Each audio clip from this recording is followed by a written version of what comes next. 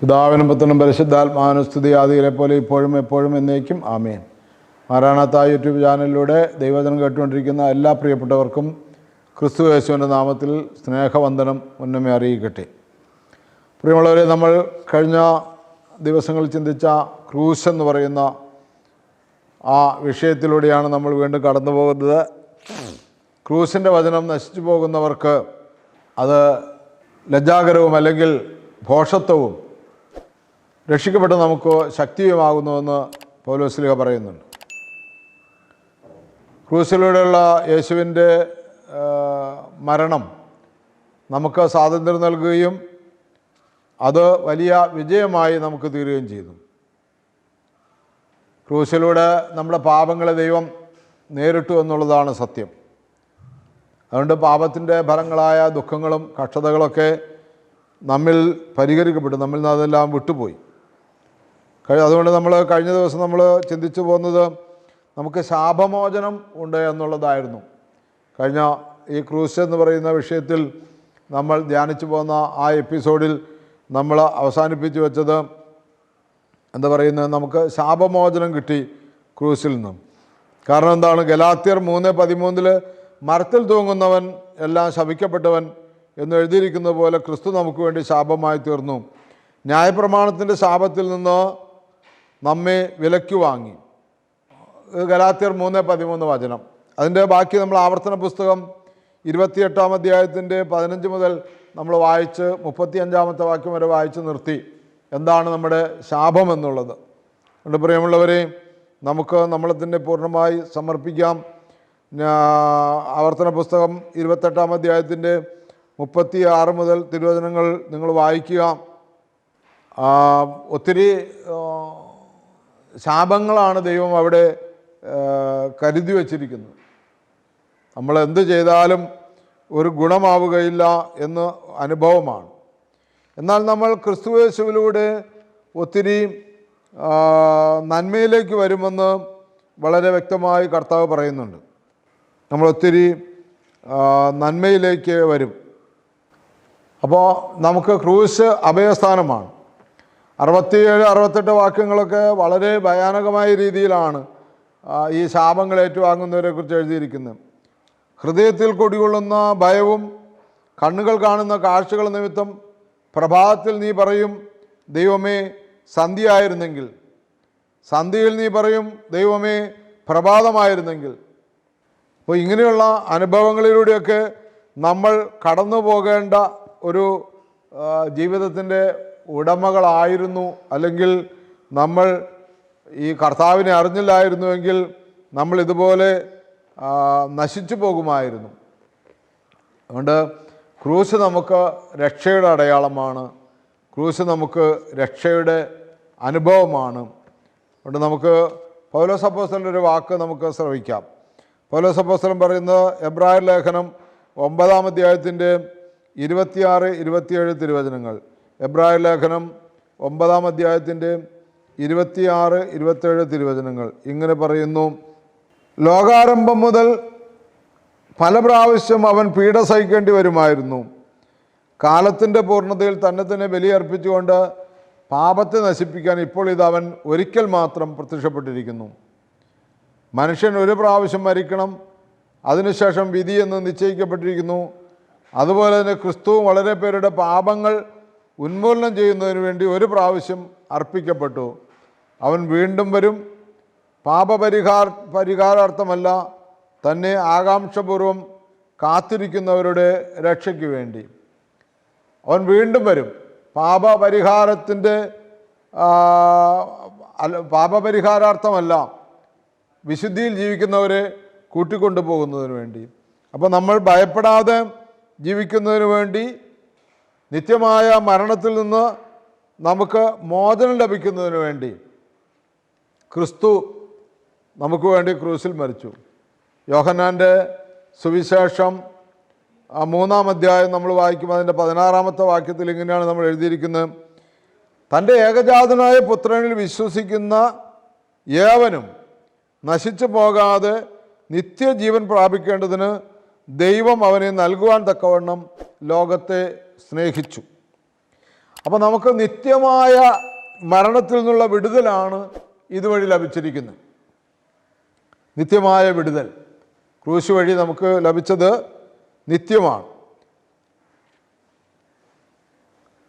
എന്നാൽ ശിക്ഷാവിധിയെക്കുറിച്ച് യോഹന്നാൻ സുവിശേഷത്തിൽ പറയുന്നുണ്ട് 3:19. ഇതാണ് ശിക്ഷാവിധി, പ്രകാശം ലോകത്തിലേക്ക് വന്നിട്ടും മനുഷ്യർ പ്രകാശത്തേക്കാൾ അധികമായി അന്ധകാരത്തെ സ്നേഹിച്ചു, കാരണം അവരുടെ പ്രവൃത്തികൾ തിന്മ നിറഞ്ഞതായിരുന്നു. അതുകൊണ്ട് പ്രിയമുള്ളവരെ, ദൈവത്തെക്കാൾ അധികമായി, പ്രകാശത്തെക്കാൾ അധികമായി ഇരുളിനെ സ്നേഹിക്കുന്നവർക്ക് ശിക്ഷാവിധിയുണ്ട്. എന്നാൽ ക്രിസ്തുവിനെ, പ്രകാശത്തെ സ്വീകരിക്കുന്നവർക്ക്, ക്രിസ്തുവിൻ്റെ ക്രൂശ് നമുക്ക് പ്രകാശമായി ഇങ്ങനെ നിൽക്കുകയാണ്. അതുകൊണ്ട് അവിടെ നമുക്ക് എന്തുണ്ട്? സ്നേഹവും നീതിയും ക്രൂശിൽ സന്ധിക്കുകയാണ്. പുത്രനിൽ വിശ്വസിക്കുന്ന 3-ാം അധ്യായത്തിൻ്റെ 16-ാമത്തെ വാക്യം നമ്മൾ വായിച്ചല്ലോ. പുത്രനിൽ വിശ്വസിക്കുന്നവന്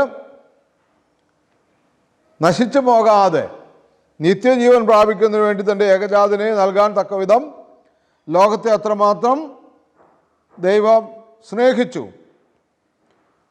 അപ്പോൾ ക്രൂശ് എന്ന് പറയുന്നത് സ്നേഹവും ദൈവസ്നേഹവും ദൈവത്തിൻ്റെ നീതിയും ക്രൂശിൽ സന്ധിക്കുന്നതാണ്, ക്രൂശിൽ ഒന്നായിത്തീരുകയാണ്. ക്രിസ്തു നാം പാപികളായിരിക്കുമ്പോൾ തന്നെ നമുക്ക് വേണ്ടി മരിക്കയാൽ ദൈവം തനിക്ക് നമ്മോടുള്ള സ്നേഹത്തെ പ്രദർശിപ്പിക്കുന്നു. അവൻ്റെ രക്തത്താൽ നീതീകരിക്കപ്പെട്ട ശേഷമോ നാം അവനാൽ എത്ര അധികമായി കോപത്തിൽ നിന്നും രക്ഷിക്കപ്പെടും. ശത്രുക്കളായിരിക്കുമ്പോൾ തന്നെ നമുക്ക് അവൻ്റെ പുത്രൻ്റെ മരണത്താൽ ദൈവത്തോട് നിരപ്പ് വന്നുവെങ്കിൽ നിറഞ്ഞ ശേഷം നാം അവൻ്റെ ജീവനാൽ എത്ര അധികമായി രക്ഷിക്കപ്പെടും. അവ ക്രൂശിലൂടെ നമുക്ക് നീതീകരണം ലഭിക്കുകയാണ്. ക്രൂശിലൂടെ നമുക്ക് നിത്യരക്ഷ ലഭിക്കുകയാണ്. പാപശാപങ്ങളെല്ലാം മോചിക്കപ്പെടുകയാണ്. പാപത്തിൻ്റെയും ശാപത്തിൻ്റെയും ഫലമായി ഉണ്ടാകുന്ന നിത്യനരകത്തിൽ നിന്ന്, നിത്യമരണത്തിൽ നിന്ന് നമ്മൾ വിടുതൽ പ്രാപിക്കുകയാണ്. നീതിയും സ്നേഹവും ക്രൂശിലൂടെ സന്ധിക്കുകയാണ്. അപ്പോൾ ക്രൂശ് നമുക്ക് ജീവിതത്തിൽ നാം വഹിക്കേണ്ടി വരുമ്പോൾ, കഷ്ടപ്പാടുകളും വേദനകളും നിറഞ്ഞതിനെയാണല്ലോ ഇന്ന് നമ്മൾ ക്രൂശ് എന്ന് പറയുന്നത്. അത് നമ്മൾ വഹിക്കേണ്ടി വരുമ്പോൾ അവിടെ ദൈവസ്നേഹവും ദൈവത്തിൻ്റെ നീതിയും സന്ധിക്കുന്നു എന്നുള്ളതാണ്. ഹല്ലേലൂയ. അതുകൊണ്ട് പ്രിയമുള്ളവരെ, റോമാലേഖനം 5:8-11 വാക്യങ്ങളാണ് വായിച്ചത്. അത്രയുമല്ല, നമുക്കിപ്പോൾ നിരപ്പ് ലഭിച്ചതിന് കാരണമായ നമ്മുടെ കർത്താവായ യേശു ക്രിസ്തു മുഖാന്തരം നാം ദൈവത്തിൽ പ്രശംസിക്കുകയും ചെയ്യുന്നു. നമുക്ക് ദൈവത്തിൽ അഭിമാനം കൊള്ളുവാൻ ക്രൂശ് കാരണമായി, നമുക്ക് ദൈവത്തിൽ സന്തോഷം അനുഭവിക്കുവാൻ ക്രൂശ് കാരണമായി. അതുകൊണ്ട് ദൈവമക്കളെ, ദൈവത്തിൻ്റെ വീണ്ടെടുപ്പിനായിട്ടുള്ള ക്രൂശിലൂടെയുള്ള ആ രക്ഷ നാം അനുഭവിച്ച് ലോകത്തുള്ള മുഴുവൻ മനുഷ്യരും ഈ ക്രൂശിലൂടെയുള്ള രക്ഷ കാത്തിരിക്കുന്നവരും അനുഭവിക്കുന്നവരുമായി തീർക്കുവാൻ നമുക്ക് പ്രാർത്ഥിക്കാം. ദൈവം നമ്മളുടെ ജീവിതത്തിൽ എല്ലാ വിധത്തിലുള്ള അനുഗ്രഹം ചൊരിഞ്ഞിരിക്കുന്നു. അതുകൊണ്ട് നമുക്ക് ഇങ്ങനെ പ്രാർത്ഥിക്കാം. യേശുവിൻ്റെ ക്രൂശ് മരണത്തിലൂടെ ഒരു വാക്ക് നമുക്ക് കണ്ണുകളടച്ച് പ്രാർത്ഥിക്കാം. യേശുവേ, അങ്ങയുടെ ക്രൂശ് മരണത്തിലൂടെ എനിക്കയച്ചത് എന്താണെന്ന് ഞാൻ തിരിച്ചറിയുന്നു.